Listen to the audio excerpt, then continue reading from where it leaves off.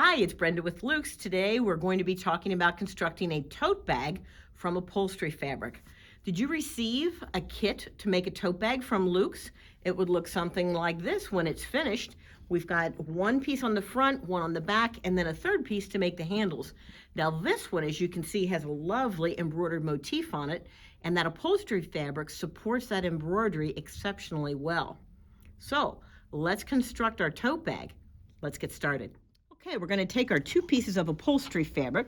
We're going to put them right sides together and clip them around three edges, okay? Both sides and of course at the bottom. One thing I want to remind you is when you're using this upholstery fabric to make your tote bag, there are pieces of paper on that fabric that do not tear off easily. Make sure those are at the bottom of your tote bag. Okay, so we're going to sew around three sides and we're going to use a half-inch seam. We are sewing today on the M7, and the reason we like to use the M7 is it's a very, very strong machine and easily handles really heavy fabric like upholstery fabric. All right, so I am going to go ahead and go backwards a little bit on this. Forwards.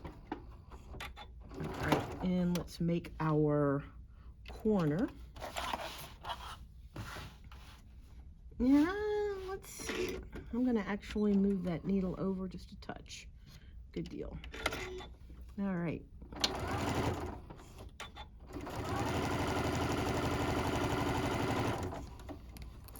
Use these nifty clips to hold it together.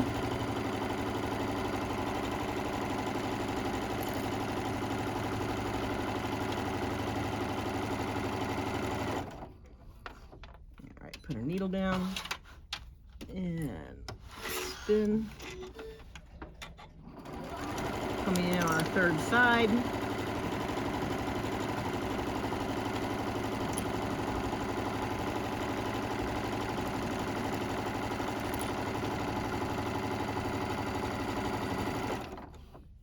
Let's go backwards a little bit, lock that in, forwards. Okay, good. So now we have all three sides sewn together. The next thing we're going to do is we're going to box the corners. Okay, there's the paper right on the outside. We're going to box our corners down here at the bottom. So we reach into the tote bag and I'm going to grab the corner, okay, and I'm going to match up these side seams. So this seam is going to match up with this seam. And normally I would take a ruler and draw a line across, but for brevity's sake, we're just going to wing it. So I'm going to take this and I'm going to put my point right here, line that up. And I normally go backwards to strengthen that seam. Let's go forward on that.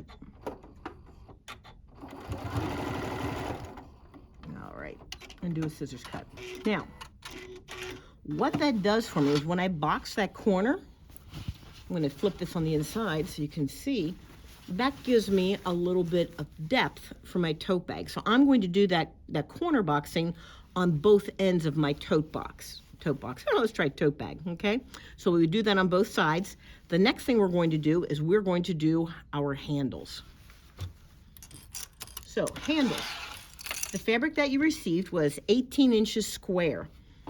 I take two slices off that 18-inch, making sure there's no paper, right, that are 5.5 inches wide. I'm going to take those and I'm going to fold the edges in like so to the middle, okay, and then fold it in again. So those handles for that tote bag are actually 4 layers of fabric thick, and they're going to be very, very sturdy. Okay, so when I have those folded, I'm going to adjust them so I've got them folded correctly. That first line of stitching is going to be right on the edge. So I'm going to move my needle over And drop my foot down, making sure I've got my edges here lined up.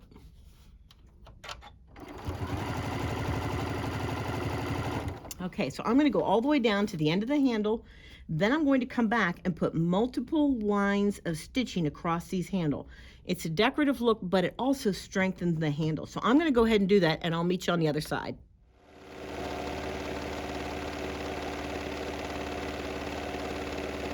Okay, so we have both of our handles together, and as you can see, there are multiple layers of stitching, makes them really, really sturdy.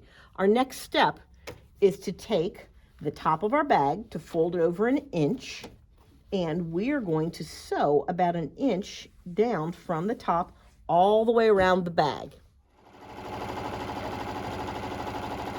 All right, so when we boxed our corners, we cut those tips off. So my stitching is here, cut that off so it will lie flat when we inside it out.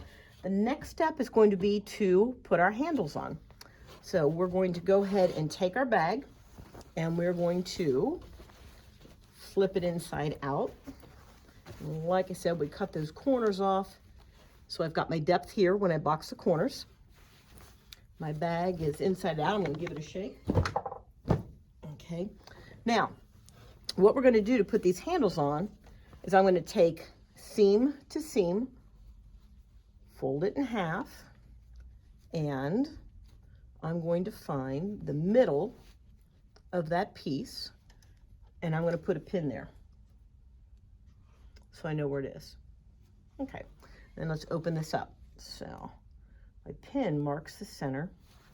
When I go to position my handles obviously are going to be on the inside of the bag, and this inner edge of the handle is 2 inches from that pin. Okay, so this is going to be right here. Now, when I put this handle inside, I'm going to extend the handle down below that inch line that I sewed all the way around. So let's look inside, and I can take a pin, just stick it in the middle there just to position it.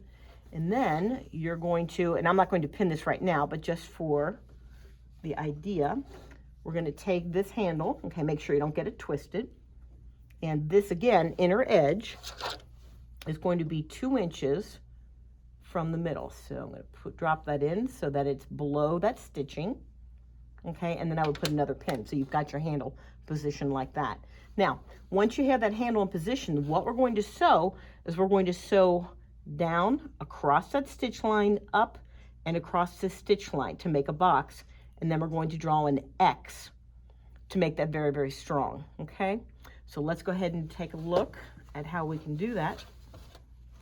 Now, the other thing to remember is we are sewing through quite a few layers of upholstery fabric, so speed is not going to be a good thing. Okay, so take your time, and I'm going to go backwards to lock that in. All right, in fact, I'm going to slow it down even a little bit more. So we're going to come down to that stitch line, one more. Okay, and then we're going to turn our project, making sure that you don't have the bag caught underneath. We're going to go across. Yes, I'm going to take that pin out. We don't sew over pins. We know better. Okay, one more stitch. We're going to come up.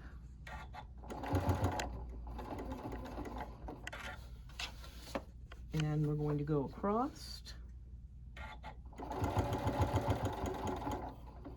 One more. All right, so we've done the box all the way around, and now I'm going to head for this corner. Okay, and I'm going to go back across the bottom of the box again. Again, all these layers of stitching are going to increase the strength of our tote bag. And come across again, heading for this intersection again to make that box. All right, let's go ahead and fix that.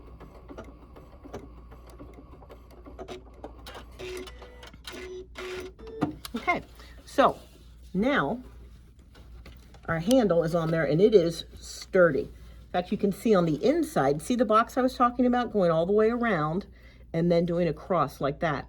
Now, the other thing that you can do after you have your handles on, or even before you do your handles, is do a top stitch about 1/4 of an inch all the way around the top. So we would have this inch in and then a top stitch around the top. So that again makes everything very, very sturdy. So we're going to repeat that connection point for our handle, again, 2 inches in. So around the box, crisscross applesauce, and then do the same on the other side. And when we're finished, I'm going to bring this bag back out so you can see. Okay, we'll have our completed bag. Handles attached, our sweet box strengthened, darling, serviceable, and again, that upholstery fabric really supports embroidery very, very well. Don't have an embroidery machine? Stop in to visit. We can help you out with that too. Thanks for watching. Till next time, it's Brenda with Luke's.